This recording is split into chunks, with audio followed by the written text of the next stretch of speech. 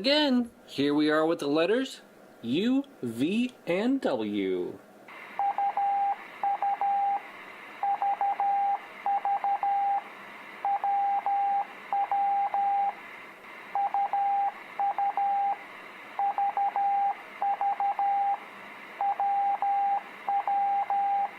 And now let's mix it up a bit.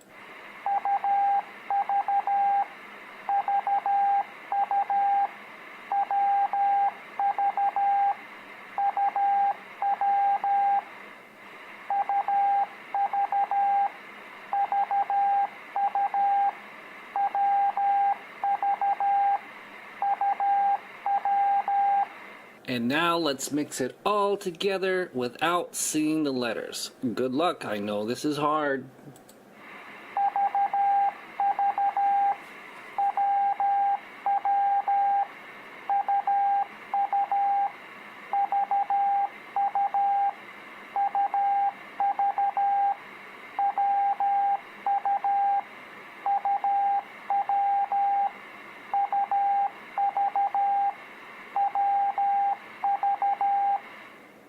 Thanks again for joining us. You're doing great. Just one more video after this and you've got the whole alphabet.